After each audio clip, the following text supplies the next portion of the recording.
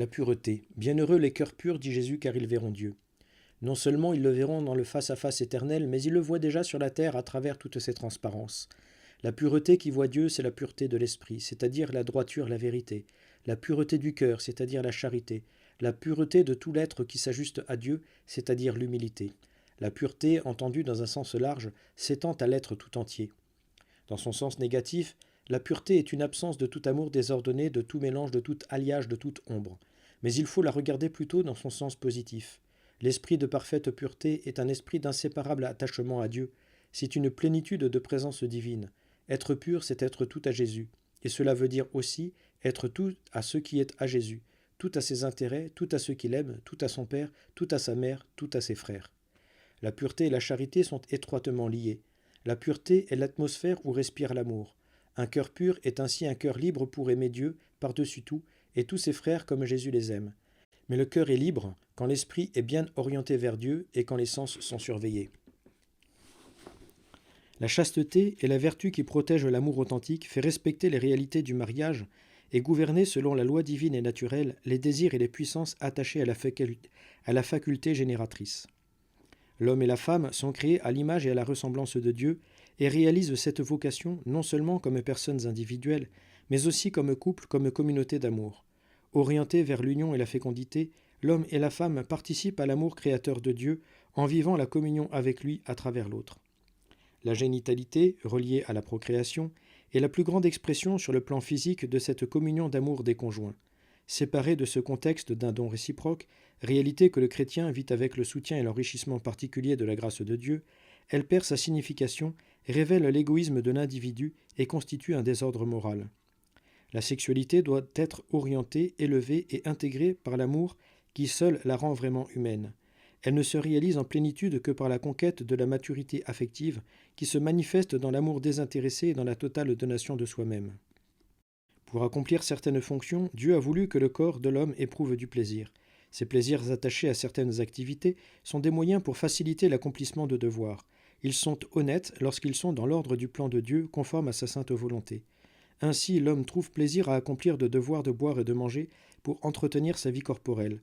La vertu consiste à manger et à boire selon les vues de Dieu, c'est-à-dire pour le bien du corps. Le vice, au contraire, est de boire ou de manger, non plus pour le bien du corps, mais par recherche désordonnée du plaisir. De même, l'usage de la faculté génératrice et le plaisir complet qui l'accompagne ne sont permis qu'entre personnes légitimement mariées lorsqu'elles accomplissent l'acte matrimonial conformément à l'ordre établi par Dieu au service des fins du mariage. De même que l'homme n'a pas sur son corps en général un pouvoir illimité, de même il ne l'a pas pour une raison particulière sur ses facultés de génération en tant que telles, à cause de leur ordination intrinsèque à susciter la vie dont Dieu est le principe, dit l'encyclique Humanae Vitae. Les fiancés qui se préparent au mariage veilleront à vivre leur fiançailles dans la dignité, le respect, avec une affection chaste. En dehors du mariage, provoquer ou accepter positivement le désir charnel par des actions, regards, paroles, pensées ou désirs, et cela en pleine connaissance et entier consentement, est péché grave. Matière grave. Le 6e et le 9e commandement de Dieu prescrivent « Tu ne feras pas d'impureté, tu n'auras pas de désir impur volontaire ». Quiconque, dit Jésus, regarde une femme pour la désirer a déjà commis dans son cœur l'adultère avec elle. Si ton œil droit est pour toi une occasion de péché, arrache-le et jette-le loin de toi. Il t'est plus avantageux de perdre un seul de tes membres que de voir ton corps tout entier s'en aller dans la géhenne. Ne vous y trompez pas, dit saint Paul, ni impudiques, ni idolâtres, ni adultères, ni dépravés, ni gens de mœurs infâmes n'hériteront du royaume de Dieu. Le lot des impurs se trouve dans l'étang brûlant de feu et de soufre. L'impureté est la priorité des instincts et des passions animales sur l'homme rationnel et moral. La priorité donnée au côté animal rend l'homme vulgaire, vicieux et misérable, myope, insensible et sceptique devant les choses de l'esprit. Là où l'esprit ne règle plus la substance de chair, il n'y a plus que la matière brutale et bestiale, capable de tous les excès et de toutes les infamies. C'est ce monde où règne la chair qui est à l'opposé de l'esprit du Christ. Malheur au monde à cause des scandales, dit Jésus. Les passions dévorent les âmes et les asservissent. Le succès damné de l'amour perd les âmes vouées à son culte. Les hommes qui se précipitent en bas s'enfoncent dans la terre, mangent de la terre et se repaissent de nourritures indignes de leur âme immortelle. Les hommes qui recherchent le bonheur dans le désordre ne trouvent que tristesse et déception. Le plaisir, la débauche, le vice ne laissent dans l'âme qu'amertume et rancœur. Pour les pauvres pécheurs, il n'y a au fond qu'un seul remède, vivre en Jésus et par Jésus. Dieu ne nous a pas appelés à l'impureté, mais à la sainteté, dit saint Paul aux Thessaloniciens. Si vous avez jadis offert vos membres comme esclaves à l'impureté et au désordre, de manière à vous désordonner, dit saint Paul, offrez-vous de même aujourd'hui à la justice pour vous sanctifier. Voici quelle est la volonté de Dieu, c'est votre sainteté, que vous vous absteniez du péché de la chair, que chacun de vous sache maîtriser son propre corps dans la sainteté et le respect. Le corps n'est pas pour la fornication, il est pour le Seigneur et le Seigneur pour le corps. Ne savez-vous pas que vos corps sont membres du Christ? Ne savez-vous pas que votre corps est un temple du Saint-Esprit qui est en vous et que vous tenez de Dieu, et que vous ne vous appartenez pas? Vous avez été bel et bien achetés. Eh bien, glorifiez donc Dieu dans votre corps, écrit-il aux Corinthiens. Le corps possède une dignité incomparable. Le Christ, en s'incarnant, l'a revêtu d'une grandeur inégalable. Le corps du baptisé est sacré. La présence de Dieu en nous, par sa grâce, réclame le respect pour notre corps et pour celui des autres. Le corps est appelé à ressusciter pour la glorification ou la damnation. La façon dont nous agissons avec notre corps porte en elle sa glorification ou sa condamnation. L'homme peut se défigurer par le péché et devenir charnel jusque dans son esprit. L'homme peut aussi et doit se transfigurer par la grâce et devenir spirituel jusque dans sa chair, à la ressemblance de Jésus. Veillez et priez, dit Jésus, pour ne pas entrer en tentation. L'esprit est ardent, mais la chair est faible. Pour vivre dans la pureté, l'homme doit acquérir la maîtrise de soi, lutter énergiquement pour ne pas succomber aux tentations qui peuvent se présenter. Saint François de Sales fait remarquer que sentir une tentation n'est pas y consentir. Le péché est dans le consentement qui engage la personne. Il faut veiller sur ses pensées, car lorsque la tête est pure, tout le corps est pur. Celui qui a une pudeur délicate est préservé d'avance de beaucoup de tentations. La pudeur est la prudence de la chasteté. La pudeur est la prudence de la chasteté. Elle est la conscience éveillée qui défend la dignité de l'homme et l'amour authentique. Elle prévient le péril qui menace, empêche de s'exposer au danger et conseille d'éviter les occasions auxquelles s'exposent ceux qui sont le moins prudents. Pour garder la belle vertu de chasteté, il faut éviter tout ce qui peut conduire à l'impureté, l'oisiveté, qui est la mère de tous les vices, les paroles ou les chansons impures qui corrompent les bonnes mœurs, les mauvaises lectures, les images indécentes, les spectacles licencieux, les danses immodestes, les fréquentations dangereuses, les vêtements indécents. La blessure du péché originel postule un habit décent pour l'homme et pour la femme. La Genèse dit « Dieu fit à l'homme et à la femme des tuniques de peau et les en vêtit. Que les femmes, dit saint Paul, aient une tenue décente, parée avec réserve et modestie. La mode et la modestie doivent aller ensemble, en suivant la juste mesure de la vertu. Pour vivre dans la pureté, les saints nous ont donné des exemples magnifiques. Ils ont veillé attentivement aux impulsions de leurs sens et des passions. La volonté de sauver leur âme a rendu héroïques les martyrs, tels les Agnès et les Cécile, au milieu des tourments et des lacérations de leur corps virginal. Sainte Maria Goretti a préféré la mort plutôt que de commettre un péché contre la vertu de pureté. La vertu de chasteté est difficile, mais possible avec la domination des sens, la volonté et la vie dans un milieu saint. Avec la prière et les sacrements, elle devient non seulement possible, mais facile, dit le pape Paul VI. La prière, la réception fréquente des sacrements de pénitence et de l'Eucharistie, une dévotion ardente envers la très sainte Vierge Marie, aideront à vivre en Jésus et par Jésus sous l'emprise du Saint-Esprit. Conduisez-vous selon l'Esprit, dit saint Paul, et vous n'accomplirez pas les désirs de la chair. C'est une loi inébranlable que quiconque se soumet à Dieu se sent capable, avec le secours de la grâce, de dominer ses passions. Quiconque, au contraire, se révolte contre Dieu éprouve douloureusement la guerre intestine que la violence des passions déchaîne en lui. Ce qui est inférieur doit être soumis à ce qui est supérieur. Lorsque l'âme soumet entièrement le corps qu'elle anime, lorsque la surnature domine pacifiquement la nature, alors le royaume de Dieu triomphe, le règne du Christ est arrivé, la créature est sanctifiée. La chasteté conjugale. La chasteté conjugale consiste, pour les personnes mariées, à s'abstenir des jouissances charnelles désordonnées et à user des jouissances permises avec modération. Les actes qui réalisent l'union intime et chaste des époux sont des actes honnêtes et dignes. Vécus d'une manière vraiment humaine, ils signifient et favorisent le don réciproque par lequel les époux s'enrichissent tous les deux dans le sens de la joie et de la reconnaissance, dit le Concile Vatican II. Lorsque les époux s'expriment leur amour par l'acte charnel matrimonial, conformément à l'ordre établi par Dieu, le plaisir charnel complet ou orgasme est légitime s'il est au service des fins providentielles du mariage, c'est-à-dire la procréation des enfants au moins entrevus, ou une autre raison honnête, l'entretien de l'amour et de la concorde réciproque, le désir d'éviter l'incontinence. Pour la femme seulement, étant donné ses réactions physiques, l'émotion complète est légitime dans l'acte matrimonial normal ou immédiatement après ou immédiatement avant.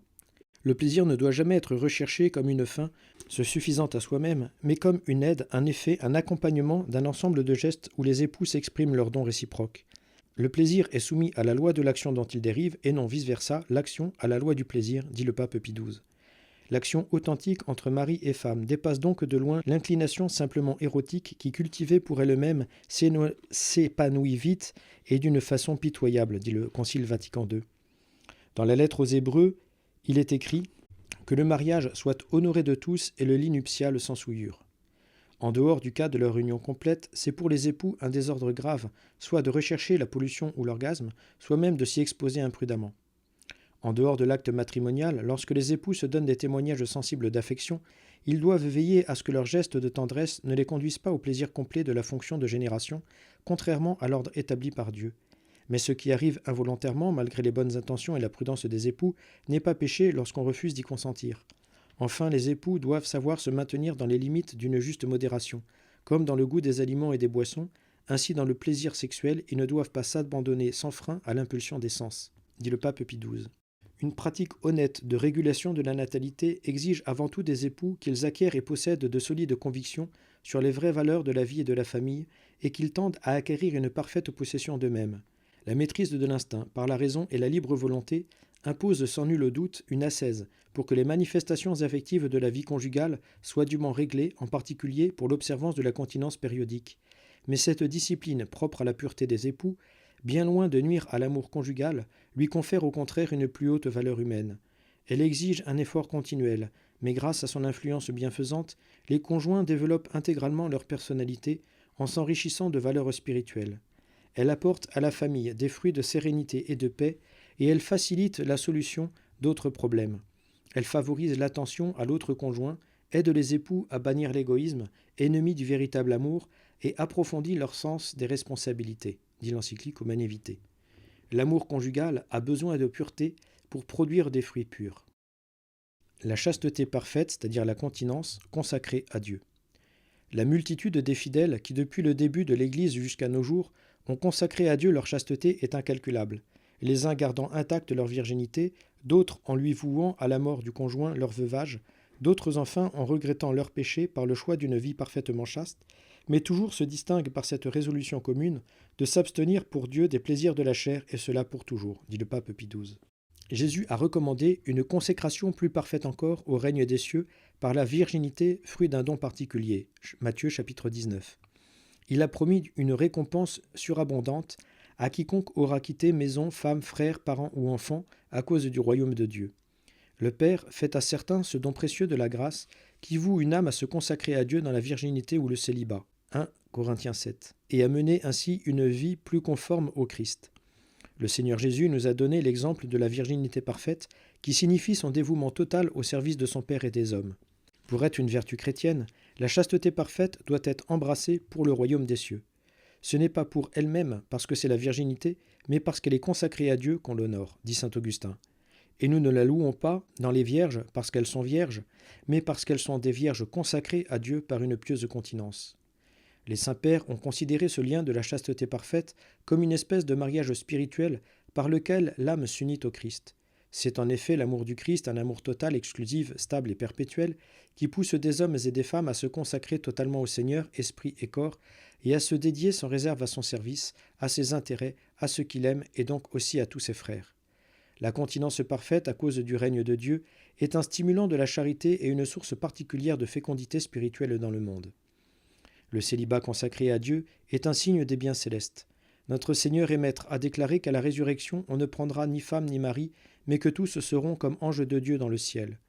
Au milieu du monde tellement engagé dans les tâches terrestres et si souvent dominé par des convoitises de la chair, le don précieux de la chasteté parfaite en vue du royaume des cieux proclame la présence parmi nous des temps derniers de l'histoire du salut et l'avènement d'un monde nouveau. Il anticipe en quelque sorte la consommation du royaume en affirmant les valeurs suprêmes qui resplendiront un jour dans tous les fils de Dieu, dit le pape Paul VI. La chasteté doit être basée sur une profonde humilité. La continence perpétuelle, dit saint Augustin, et bien plus la virginité, est un grand don de Dieu qui est fait aux saints. Il faut veiller avec soin à ce que l'orgueil ne le corrompe. Plus grand est le bien que je vois, plus je crains pour lui l'orgueil ravisseur. Ce don de la virginité, il n'est personne d'autre qui le protège que Dieu de qui il vient. Dieu est amour. Le gardien de la virginité, c'est donc l'amour, mais c'est dans l'humilité qu'il réside.